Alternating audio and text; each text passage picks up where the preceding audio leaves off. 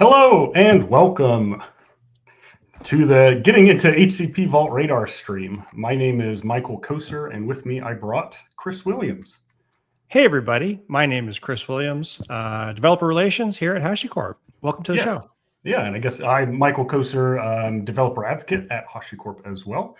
And today we are going to talk about getting into HCP Vault Radar, which, Chris, have you had any experience with Radar?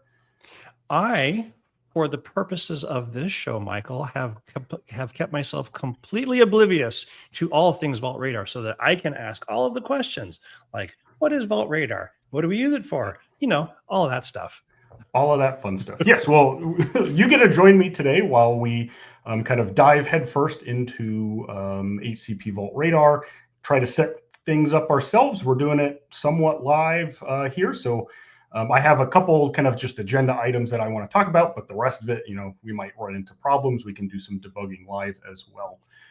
Before we get started, I do want to remind everyone of our code of conduct down below here. So just be welcoming, respectful, and professional. For the full community guidelines, check out that link below. And with that, Chris, I did bring some slides for you today, if you're interested in seeing them. Yeah, absolutely. I just did not realize that there was going to be some slides here. Let's do this. Yeah, just a couple slides to get in. I didn't want to jump right in. I feel like having a couple slides is good. I do like this title slide with the little rainbow effects here. I've gotten some compliments on that. Not my slide. I'm just borrowing it. But thanks, marketing. Thanks, marketing. Shout out to the team that built that. I love this slide. So secret sprawl. So Chris, I'm sure this is something that you've experienced and a lot of us have experienced throughout our careers, especially in development or, just DevOps, SRE, things like that, is that we have access, developers, we typically have access to a lot of different systems, documentation, code repositories, version control systems. We're writing code, source code files, Kubernetes, cloud secrets management platforms, and then even password managers, browser-based password managers, and then cell phone-based password managers. And all of these systems, as developers, we're kind of integrating all of these systems across all of our environments. So, dev, production, test, staging, even our CI/CD platforms. So this can get, as this diagram shows, it could get pretty overwhelming pretty quickly. And so that's where HashiCorp does have a product that allows you to centralize your secrets management all in one place. That is HashiCorp Vault.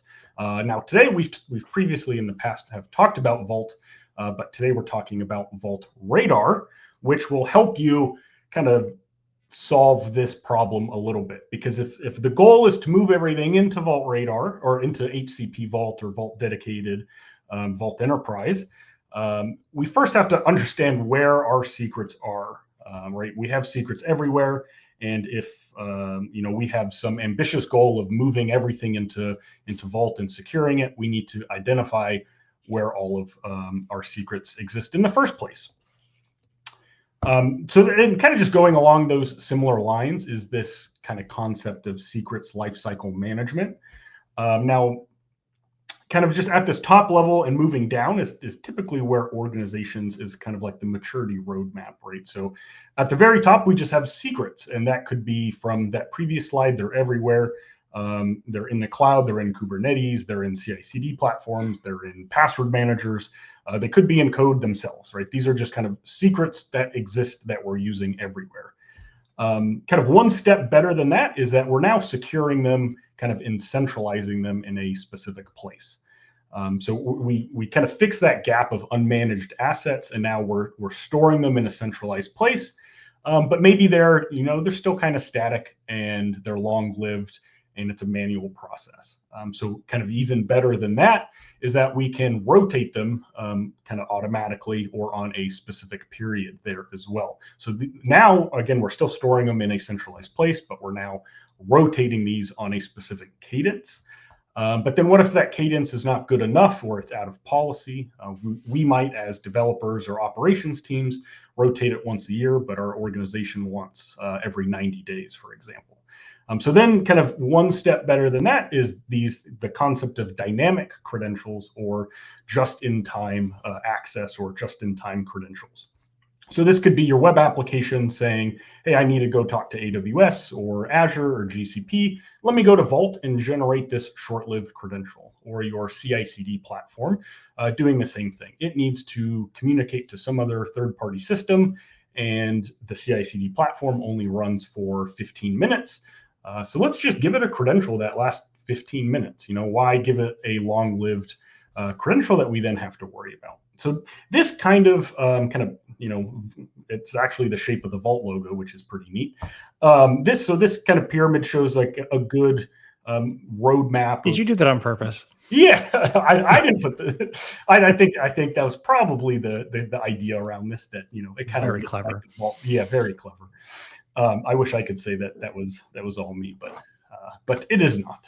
But Chris, I do pop quiz time. So we talked about secured, rotated, and dynamic, and where Vault will store secrets.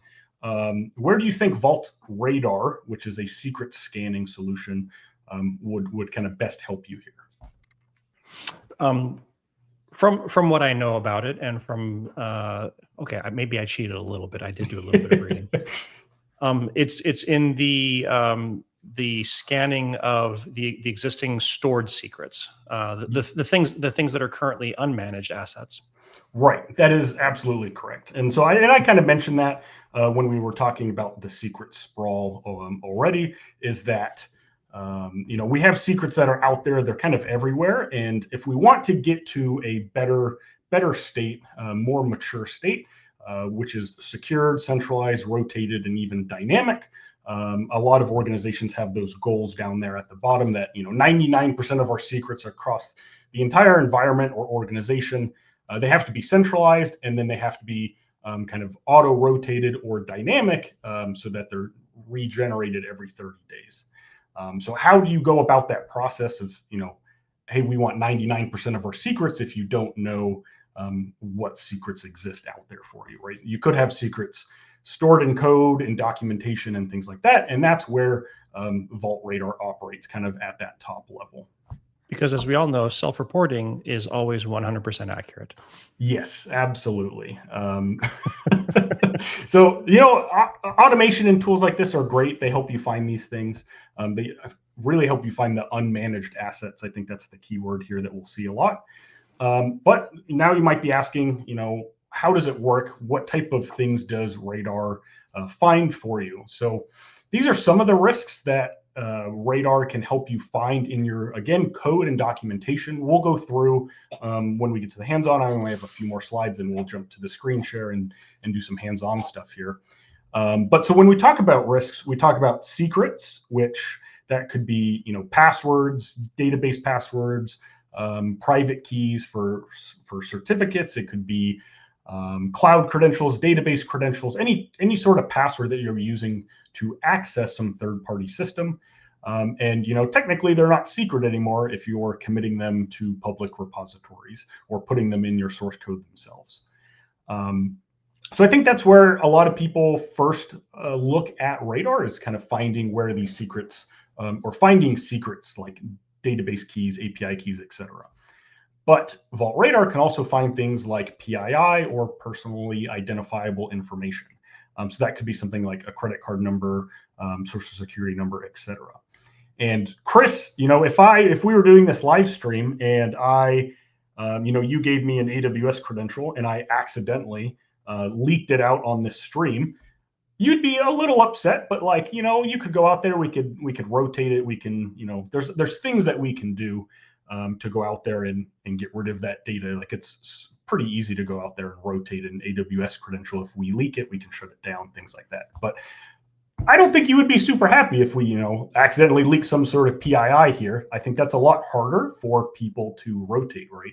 If you're an organization and you leak, accidentally copy paste some wrong data and it ends up in a documentation library, and now someone's social, date of birth, things like that exist out there. That is not good, because you can't just go to that customer and say, hey, please change your social security number or your credit card number.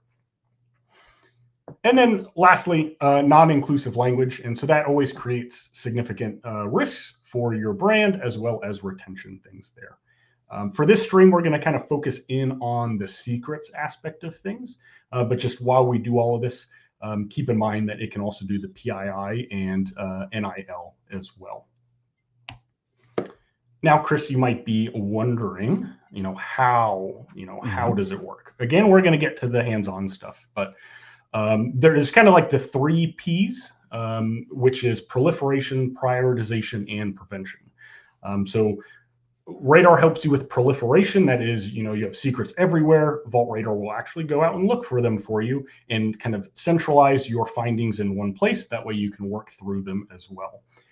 But oftentimes, a lot of tools, it can result in alert fatigue. So if you come from SRE or any sort of team that has ticketing, you can really, you really understand that false positives are big. Alert fatigue is a big thing. So having crucial and accurate prioritization is key. Vault Radar actually does something really cool with activeness checks. So if we accidentally leak an AWS credential, that is, let's say, an older, invalid AWS credential, Vault Radar can actually do some activeness checks and reach out to AWS and say, is this, what type of access, is this credential still active? If it's no longer active, maybe that prioritization bumps down a little bit. It's still important because, you had developers or whoever leaking AWS credentials. But in terms of like top of the list, what is the most accurate things? I want to know, an Azure credential that is still active, still alive, and can still do things, right? And so that is where this dynamic prioritization comes in with Radar, which I'm hoping we can see just a little bit of that with our hands-on portion. And then there's also a whole kind of a couple tools around prevention as well. Now, I think we're going to do this series over a couple episodes, so we're not going to get into everything all on this stream. We are going to kind of break it into parts, but we might, I think today, if we have some time, we can talk about one of the prevention items, which is around pull request check. So anytime someone tries to do a merge request or a pull request, Radar can run and scan that other code and look for those secrets. That way you're not merging them into your main or your production branch. But nice. I am curious to learn more about the prioritization aspects of this, because as Gifted Lane just said in the chat, I'm still suffering from alert fatigue PTSD. When everything becomes an emergency and everything's on fire, then nothing's on fire. So right. So that's a really important aspect. Yes, absolutely. And that, again, goes back to those activeness checks. And I think I believe that's, the end of my slides here. So I'll jump over here and I think I have a tab pulled up here. One of these tabs. Yeah. So this Vault Radar secret types. These are some of the secrets that you can come across. There's a big list on the right-hand side here to sort kind of alphabetically as well.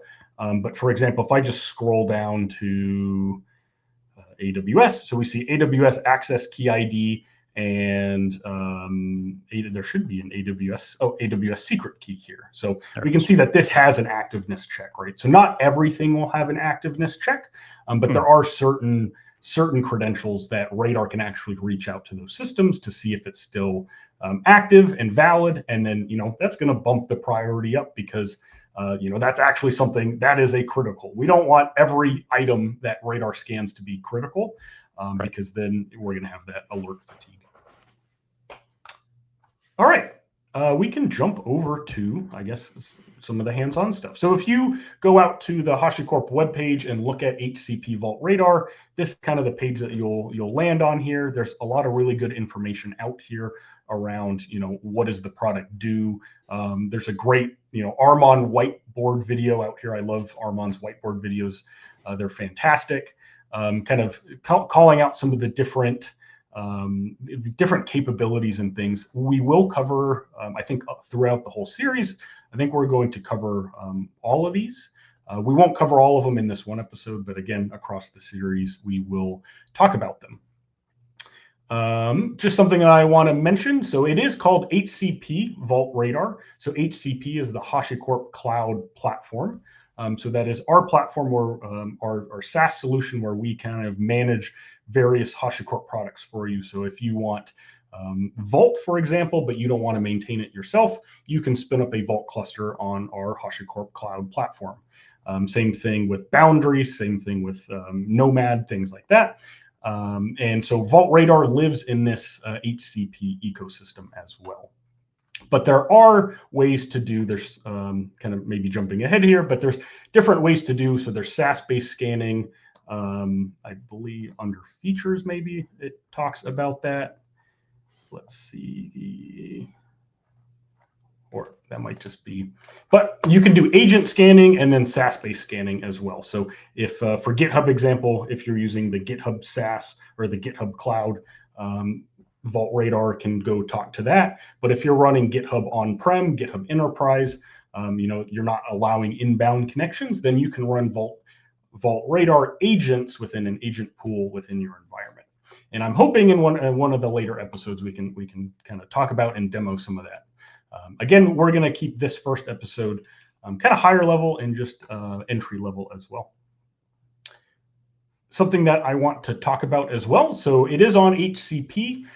Something cool about that, if you don't have an account right now, you can go out and make an account and you'll actually get $500 of credits to use across all of the different products. So that Terraform, Packer, Nomad, Vault, Boundary. And Radar as well. So just by signing up, you'll get $500 worth of credits as a kind of free trial program as well. And then, so for Vault Radar as well, there is actually, so once you make a HCP account, you'll get that $500 credit, but then there is still an additional trial on top of that, which is a free for 30-day trial as well, which I think we might be using here as well. And there are a little bit of product limitations that we can get into. Once you move past that trial, then it gets into kind of $7 per active contributor per month per data source. So, and kind of keyword here, active contributor, this is determined at the time of the scan, not based on, all active contributors that contributed to a specific resource. So it's only looking at, the specific month that you're doing the scan in there as well. And yeah, and just some features out here. We're going to talk about some of this, but I think we're ready to jump in. I think we might be itching to get started here. So that is an important distinction, though. Just the previous month, not like all of the secrets. So that was one of the things that when I looked at it, I was like, oh, okay, so that's actually not nearly as bad as I thought it was going to be. Yeah, and I think as I thought about this, I was like, okay, well, like, where pricing wise, and so it's really, active contributors are going to be the risk factors, right? So it's really you're paying for the risk that you have. If you have a large quantity of developers contributing to a code base, that is more risk than just one developer. So we're kind of basing it off of that risk portfolio. For that which makes sense though. I mean, the more users, the more roles, the more password churn, all that stuff. So the more things you want to protect, and arguably probably the more valuable it is, because if you've got a bunch of people in there working on it, then it's obviously going to be a high value target. Absolutely. So let's see. So I already I logged into this is my HCP account here. And there's actually a little call out up at the top that HashiConf 2025. So maybe side note here, HashiConf 2025 is coming up. It is HashiCorp's Global Cloud Conference. I wasn't going to talk about it, but there's this cool banner up at the top there. I can way to slip that in there, Michael. I know. I promise I wasn't going to say it until now. Jen will be happy that you did this. Yes. So I will be at HashiConf. Chris, will you be at HashiConf? Barring my knee going completely sideways, yes, I will be at HashiConf. I got my tickets and my passes and my little crutch ready. So awesome. Yes. Awesome. And it is in San Francisco in the end of September. So we're looking the 24th to the 26th. At the Fort Mason area. Yes. But anyway, I'll close that. Sorry for the back to our You're not sorry. You wanted to do that. Yeah. So in here, so within HCP, we can see the different things that we can spin up, right? So we can spin up, if we don't want to manage a boundary cluster, we can, spin it up in the HashiCorp cloud platform, and then HashiCorp actually manages it for you. Same thing with Terraform, Vault Dedicated, Waypoint, Packer, things like that. And as you can see on this right-hand side, there is Vault Radar. So I'll just click this Get Started with Vault Radar button. And this will take us to the Vault Radar page, and I'll bump up, make sure that we can actually see it on the stream here. So this is kind of like the home page for Vault Radar as well. So there's a lot of different things on the left-hand side here, and this is what we'll spend a couple of our episodes talking about.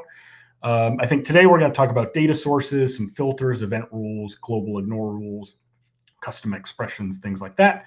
But it can also do alerting and ticketing, remediation aspects as well. So there's a lot of third-party integrations. So Jira, Slack, Teams, PagerDuty, ServiceNow, and Splunk.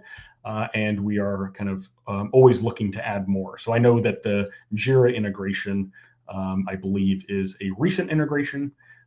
So we are adding more and more. So be sure to come back and check out our existing integrations.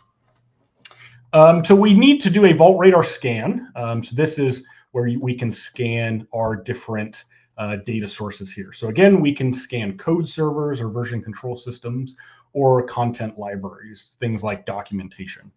So for code servers, we got GitHub Cloud. So that's the SaaS GitHub that I think a lot of people are familiar with, just github.com. But if you're hosting on-prem in your own environment and you're running GitHub Enterprise, you can also scan that as well. Same thing with GitLab, Bitbucket, and Azure DevOps. And then for content libraries, there's Confluence and Jira. So this is what I was mentioning here, that this Jira is now, this is new public beta as well. So this is exciting to see these new integrations. We're going to scan a GitHub Cloud organization and some repos within an organization, but I guess we should actually pivot over to, I'm jumping ahead of myself. I guess we have to have something to scan in the first place is I guess what I'm getting at here. So I went ahead and made this GitHub repository here called just getting into HCP Vault Radar. I think we can use this and add some code to it, which Chris, I think you're adding some code to it right now as well. And then I'm going to add code as well. Yep, I've created a little branch, and I'm gonna. I'm actually going to test a couple of things that I'm curious about. I'm not sure how Radar does it, so I'm gonna stuff it with secrets, and I'm gonna fiddle around with it, and we'll see what happens. Yeah, I think that's the fun of this, is that we get to play with it, mess around with it, see what it does, maybe what it doesn't do, and just kind of figure it out ourselves. So I have this Git repository here. I know Chris is working on another branch. I'm going to actually come out here and git clone this repo, and then I will open it into my code editor here. And I will make sure I bump this up nice and big. That way it pops up on the live stream here. There you go. Nice. And some of the things that I will do first here, which Chris, I think I saw, were you working with like Python and UV? Was that correct? I think I saw yes. you were doing something. Yeah, so I'm going to do a UV in it. I'm a big Python person. I know HashiCorp is big into Go as well. I think this is actually the fun part, Chris. We get to do what we're told not to do and actually commit secrets into code and upload them to GitHub. So I think that's what makes this stream so fun, is that we're going to be actively committing. I mean, honestly, this is the thing that I dread that happens like all the time. This is what keeps me up at night. So the fact that we're just like leaning into it is leaning into it. And I promise, if you're watching this stream, all of the credentials that we're uploading are, they're inactive. So wait, what? Oh. Yeah, we're not using any active credentials. I hope you're not. But I plan on, I don't know about Chris, but I plan on not using any active credentials. But it's still fun. Right. It's still, my finger's going to hover over the Git push button and contemplate whether I should click it or not. And I'm going to add just for, I guess, completion purposes, I'll add HVAC, which is a Vault Python library, and Bo23 for AWS as well. And we get this nice little kind of handy dandy main Python script here.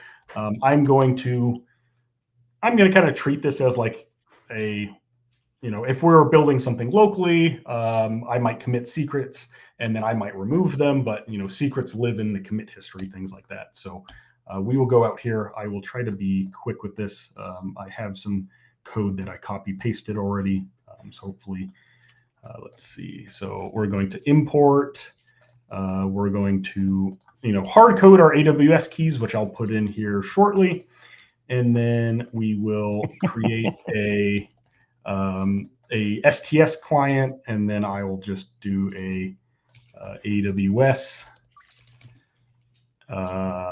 function, and then our main function as well. So something pretty basic here. So this essentially, we're hard coding our AWS access keys, and then I'm creating a new AWS client to talk to STS. And then I'm giving it our keys, and then I'm going to do a get caller identity here. Now the fun part will be to actually grab some inactive AWS keys. So I'll come out here. I'll take this first one. I'll just copy both of these and come back over here. And we'll put those in here. So again, these keys are inactive, but I'm not going to put that in my code. We're just going to let Radar. All of you folks screen capping out there, it's not going to work. Yes, not going to work. So I will go ahead and we'll git add and git commit. Git commit new code. And oh, I forgot. Let's do Betsy. The federal account executive was like, naughty. Like, that's I know, right. Yeah, and this is the fun part, git push. So we're git pushing our code. So we now have one commit. I will also, while we're here, I'll add some Vault stuff because we like working with Vault as well. So I will import HVAC and import base 64. And then I'll copy paste this Vault items here. And we'll replace that stuff here in a second. And Vault, and we'll add some Vault functions. The fun part is I don't actually have to the code doesn't have to work because we're just testing to see if the secrets in the code get found. So none of this actually, we'll do vault.example.com, and then I believe I have a token here as well. Copy our Vault token and put that in here. And so essentially I added this Vault address, Vault token. We're making a Vault client. And then we have one function that will pull a secret from Vault, and we have another function that is encrypting a fake credit card number, and another kind of function, or within the same function, we are encrypting a social security number. So I'm curious to see if what Vault Radar does with these. I did kind of explicitly say, social and credit card number. So I'm interested to see what it does here. So we'll go out and commit this more code and git push. And so you're doing it on main, and at the same time, I'm doing it on my little branch too. So we'll see what happens. Oh, look at that! I have GitHub. So I think our organization. Look at that. Push cannot contain secrets. So that's messing with me already. All right, so let's see. Interesting. Mine did not get jammed up on my branch. Yeah, my first one, if I go to the repo, main.py. Yeah, so I have my AWS access keys are out here. I guess something about the Vault one, our org didn't like it, so I guess I'll just remove that for now. There we go. And all right, we'll get rid of the Vault stuff. that way we can just keep going. So now let's say I go, oh, actually, I don't want to do this. I want a .env file. And this is where we can actually define these environment variables here. And then we can delete it from here. And then now when we deploy our application, it can load these from import OS. Well, I think, yeah, Copilot's trying to help me here. There we go. So now we're loading these from environment variables, right? So we have this .env file that has our secrets in it. So we're now taking them out of the code and putting them in an environment file. And then now we are loading them here. So let's commit this new change, git add, git commit refactor. Let's see. Oh, okay.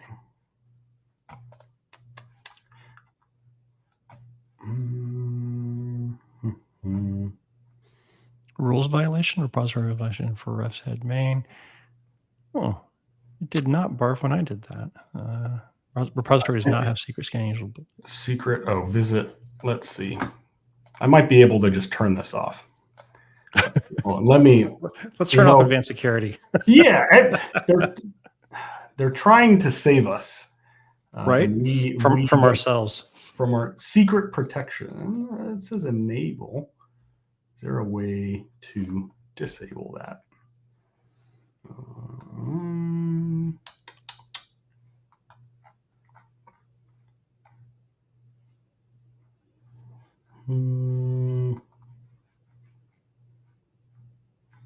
Let's see, what was...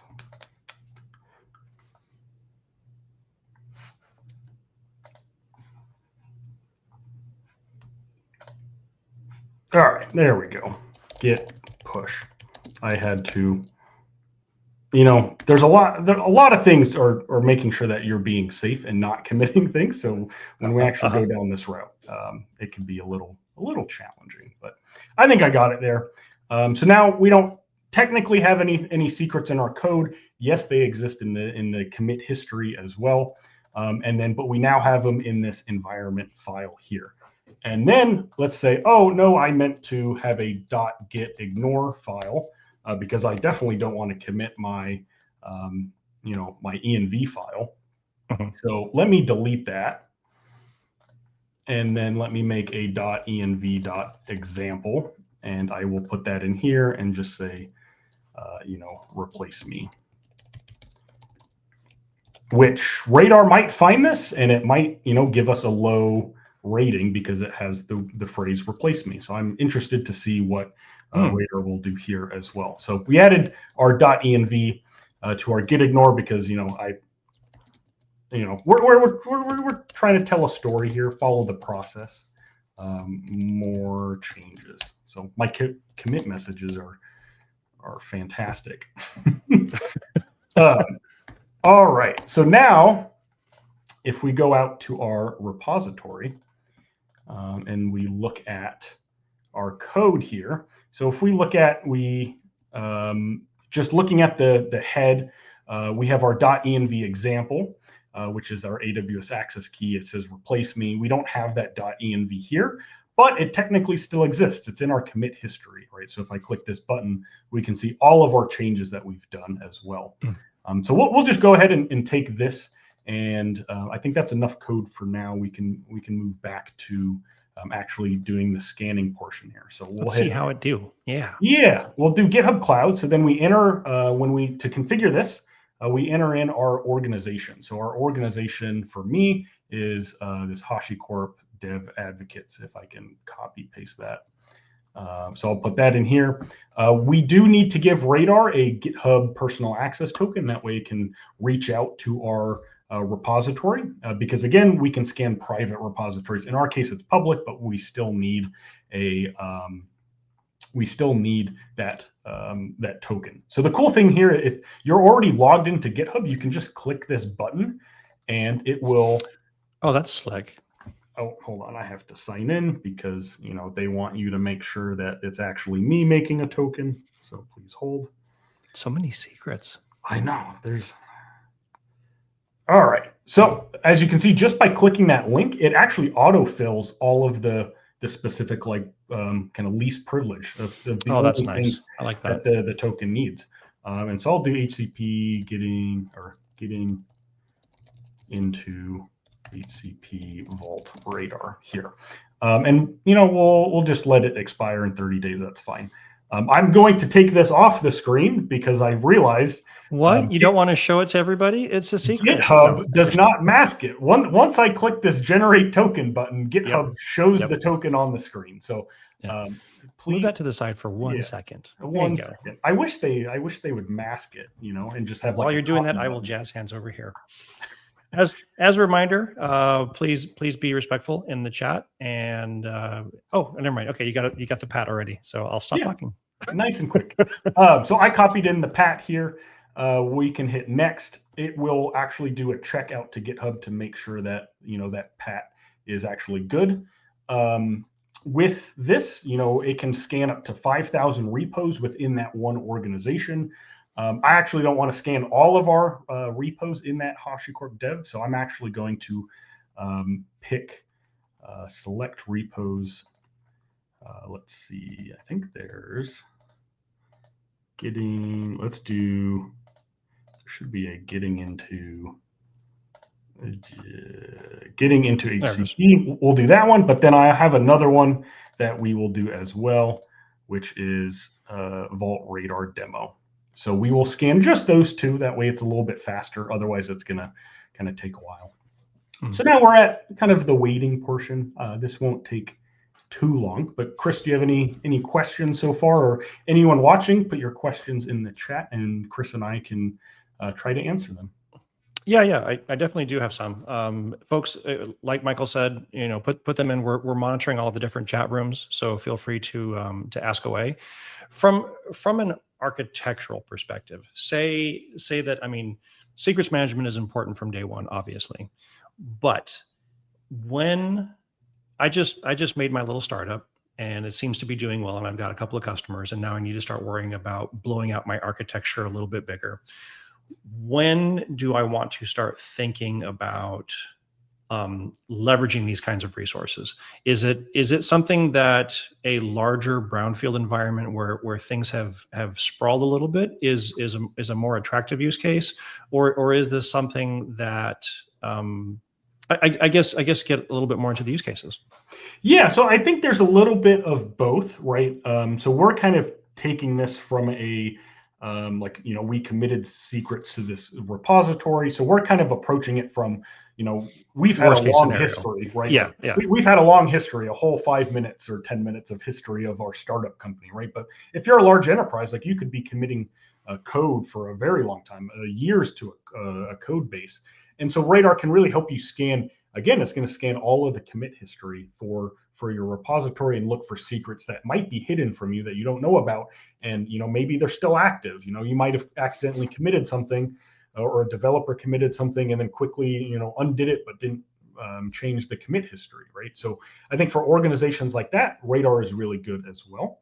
But then even if you're just getting started, you might not have a whole lot there. Some of the other things that we'll talk about later in the series around prevention as well. So I think that's really important with GitHub pull request checks and things like that. So a little bit for everyone as well. Nice. I see that 5 have popped for our and 13 for the demo. Yeah, so Vault Radar demo repo, I thought, just in case, make sure we have something to show here. I have a demo as well, so that has 13, just in case like GitHub is trying to prevent me from doing the things that I want to do. So we have that, but then our getting into HCP, we scan that. We found 4 medium and 1 low, and we get a nice little dashboard here as well. We can see events by severity, events by status, managed versus unmanaged. So we can see Radar can connect with like your secrets manager, so Vault, for example, and it can actually correlate to see, hey, did the secret that I find, does it exist in Vault, right? Because if it did, why, that might be a different question of like why the secret lives in Vault, but how did it end up, in a code base or something like that? There's really good integrations with your programming tools and frameworks and runtime environments to connect to Vault to do it in a way that you don't have to copy things out of Vault, right? So if you can find things that are managed by Vault, that kind of tells a different story. But then we can see risks by category. So we found some Azure credentials, some AWS keys, some GitHub keys, active in triage, things like that. We can see who is doing what. So we have a couple top authors here. So I can see There I am. Your GitHub no reply, Chris, as well, and then my email, and then we can see the top most common secrets as well. And there's some quick links at the bottom here. If I go to just very quickly back to the settings page and then click on radar usage, we can see that we scanned 2 resources and we have 1 data source. So this is my current plan that I can have up to 5,000 resources and 30 data sources, and we can see active contributors is 2. Again, this is determined at the time of the scan. So even though on the last page we saw that there were 3 authors, I think there's actually even more authors than that. But Chris, you and I were the only ones that committed recently. So we were able to scan like further back data while only counting 2 active contributors, which is, again, pretty neat. But kind of going back into here, if we click into getting into HCP Vault Radar, we can see secrets, PII, no non-inclusive language. We'll check out the PII because that's something that I was curious about. We can see, and some of this might be just because based on my browser, hopefully it's coming up on this screen well in terms of framing here, but we can click on this and we can learn more information. So we can see what branch was this on, what file is it in, we can see who committed it. There's even some remediation as well. And so I can click this and this goes out to the HashiCorp documentation on how do you remediate leaked secrets or leaked PII, and kind of tell you like what to do, make an incident and store these secrets, things like that. If you don't like, our remediation documentation, or if you have your own internal remediation documentation, you can actually override this link here. So that way, rather than linking out to the HashiCorp website, you can link out to your internal documentation on security, like, hey, we should make a security incident and we should do these things as well. That's cool. Yeah, and so I can show you that if we go into, I believe, settings and then remediation. So these are some of the built-in conditions here, and we can edit the remediation. So like active or unknown secrets, we can edit that, and we can add a link to my company, right? So right now it just goes out to the HashiCorp docs, but if you have some, you want someone to make you want someone to follow your organization's internal policies, you can link that to there. That way they just click the link and they go straight there. So that's kind of neat. A quick question from the audience. Manu actually asks, from a persona perspective, does Radar have entitlements where I can set it up for my organization in GitHub, but only have views for their repo? Yeah, I believe there's different, and that's something that we might talk about later in the stream. But I believe there's ways to map different things, and I'm trying to click around here. But that's something that we could take a look at. But I'm pretty sure that there's a way to because HCP has a way to like I have an identity within the HashiCorp Cloud Platform, right? And so there's ways to group things together there. So that actually is a good point that we could cover maybe on the next episode, or one of the future episodes there around access control, right? Because I'm kind of approaching this currently as an admin, right? I can view everything, but you don't want other people to be able to log in and see all of the secrets across all of your environments, right? You want developers or security teams to only see what's relevant to them. But going back, so stay tuned, Manu. We will address that in another episode with some training. Yay! Yay! The other cool thing, if you click this little like blue highlighted syntax, this will actually take you out to GitHub to show you like where it was in the code. And it even tells you what specific commit it was as well. So again, that was for PII. If we go back and get rid of PII, and we switch the category to secrets, and even put on not important as well. We can see that we have some access keys, this low entropy password or a simple password, right? So this is my password. Oh, I think that was you. So if we click this, we can see that your branch was Chris's secrets, and your file is .secrets, right? And if we click this link here, this will actually again take us out to your specific branch, right? So I was making a branch and Chris was making a branch, and we can see that you got this supercalifragilistic. Hopefully you spelled that right. I have no idea. I just like smashed the. Yep. But so it's interesting. So you have password, 123, and then you have something that actually looks like a real API secret. And Radar was actually able to say, hey, this was a low entropy, simple password, right? We're going to give that a lower priority than something that has higher entropy, that we think is more important, right? Interesting. I would have thought. I mean, so what does entropy mean then? Because if somebody has $123 as their password, one, they're a banana head, but two, that is something that's easily guessable. I would have thought that would have been something that would be more loudly flagged, I guess. Yeah, which actually I'm kind of looking through here, and you know what I think it is? It might be one of these resolved. There's a way to get, it might have already marked password 123 as something that was like, it's just not even going to show it because it thinks it's like an example password, right? Like if, for example, like we're not seeing the things where I said, something equals replace me, right?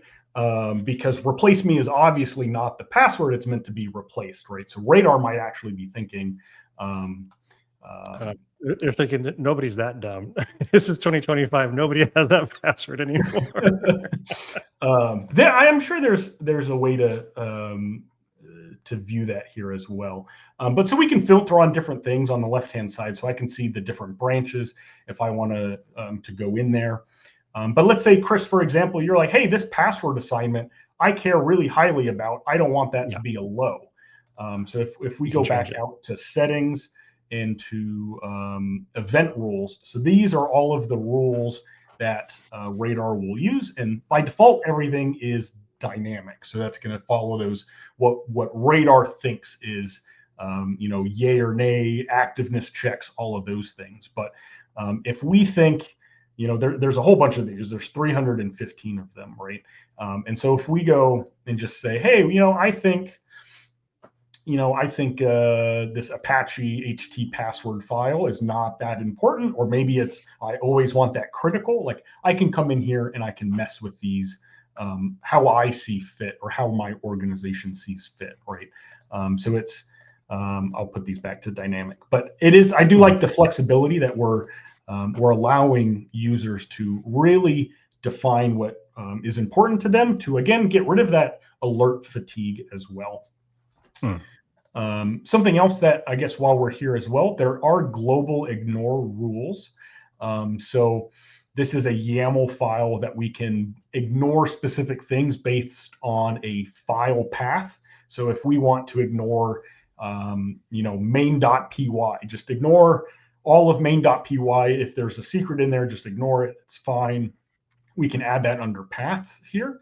If we want to ignore a specific secret value. So if Radar keeps popping up, my example secret or my demo secret, and it keeps marking that as something that's a secret and needs to be remediated, we can actually go in here and add this global ignore rule to ignore that as well. Same thing for secret type. So if we don't really care about AWS access keys, then we can add that here as well. Or you can have even per repo rules as well. So rather than global rules, we can say, maybe for my branch, I don't know if you can do it at the branch level. I was just about to ask that. Yeah, I was looking at that too. It looks like it just says per repo rules. Repo URL. Well, you must be able to slice it out by branch too, because if you got a dev branch, then. Right. And so you can go in there and say, hey, all of Chris's stuff, we're going to ignore all of that. We're going to just care about the main branch, right? The golden Chris rule. Oh, this is Chris's branch. It's going to be awful. Just ignore it. And then some other things here around custom expressions. So again, going back to these event filters, we have a lot of different types of passwords, right? So, or Radar has a lot, Radar has a lot of different types of passwords that it can scan. There's 3, as of the recording, a live stream, 315 different types of passwords that it can find. Let's say you have some internal system that has a special password that you don't think Radar would find, even though something like Chris's supercalifragilisticexpialidocious was found as a, I forget what it marked it as. I guess we can go back into events and look through here. What did it mark your thing as? I think if you remove result, oh yeah, not important. We'll just put them all on there. Oh, in latest branch. Okay, there we go. So it's secret assignment, right? So there's usually this kind of like catch-all that's like a secret assignment. So something equals something. Radar can find that. But let's say you just have some expression that you want to have that you can branch out and add your own thing. So we can add a custom regex expression for a secret. We can say my custom org secret for XYZ system. And then we can put regex. So if you're familiar with regex, we can put that in of just say, let's say it starts with, MK dash, 123, and then just a bunch followed by, a bunch of digits. Let's say 5 digits after that. And then MK 123, 1, 2, 3, 4, 5. Oh, 5. Right. So this is an example, and that regex. Oh, there we go. Save. So we can get that as well. So now this Radar, when scanning our things, will use this custom regex expression to find things within our code. So if you don't see what secret you're looking for across those 300, over 300 secrets, then you can just use regex to write your own. So a custom expression counts as an additional event rule, and you can raise and lower the severity. Let's see. It doesn't look like I can do it. You can manage it from custom in the events tab. Secrets and all right. Let's see. Filter.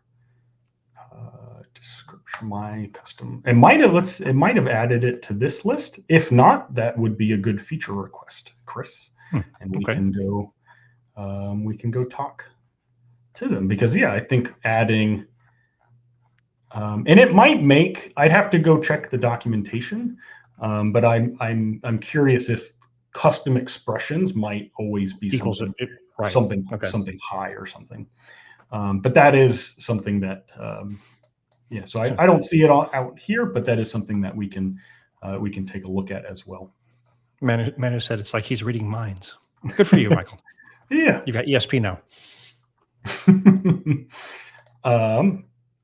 And with that, I know we're kind of coming up on time here. I was hoping to get to some of the pull request scans. Oh, that's my fault. I'm sorry. No, that's perfectly fine. I think we're going to do this across a couple different episodes here. So if you want to see how pull request scans work, be sure to check out next week's stream.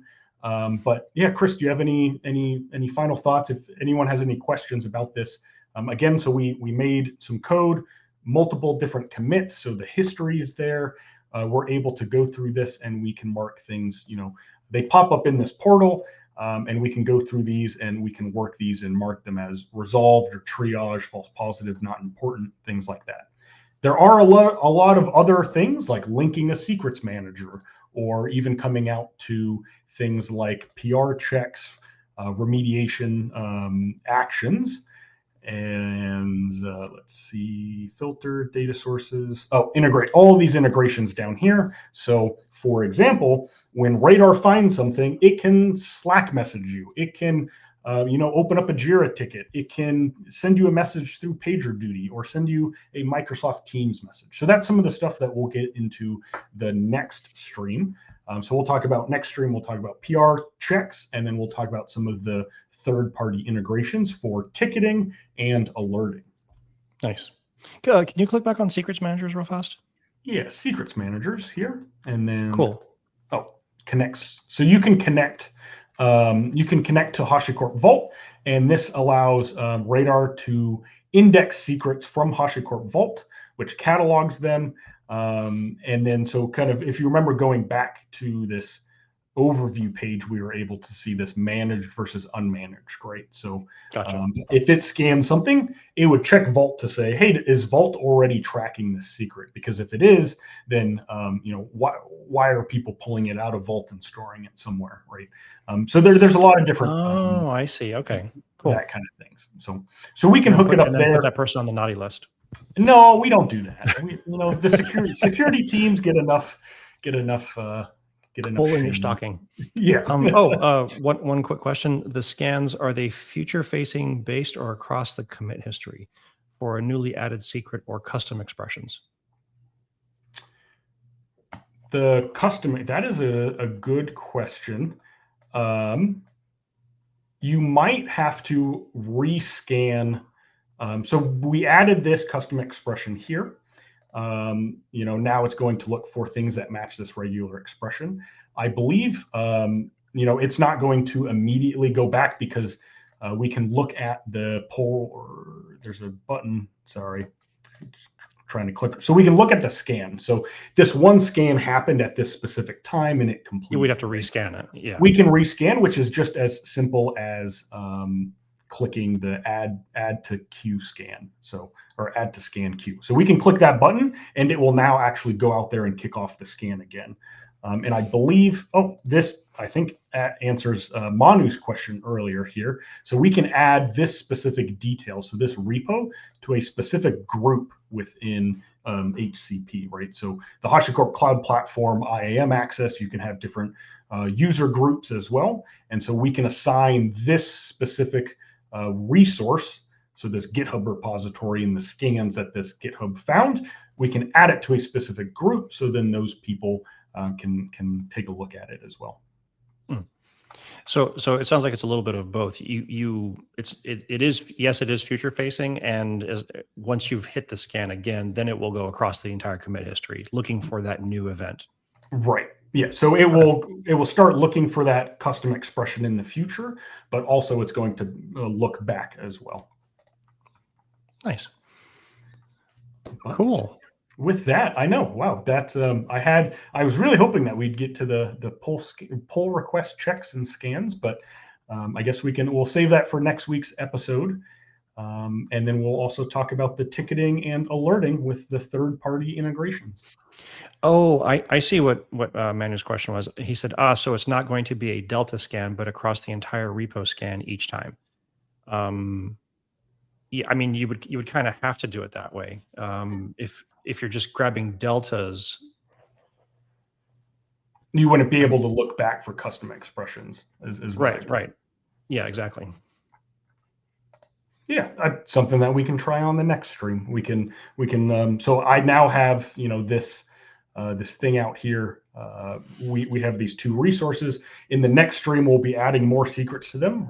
So more fun, Chris, coming our way. More committing secrets out here. Okay, I'll add some more experiments before the next one, so that we can test them out. Nice. Yeah, and yeah, with that, I will. We can end the stream here. Let me, Chris. Do you have any final thoughts? No, I just wanted to say thank you for everybody that attended. Please come join us again next week. Bring your questions for Vault Radar. We're going to play with it and try to do all kinds of sneaky, aka naughty things per Betsy, and we'll have some more fun next week. Awesome. Yep. And again, next week we're going to talk about the GitHub pull request checks, alerting, and ticketing integrations with the third-party platforms like Teams and Slack and PagerDuty. So we will see you next time. Bye, team. Bye.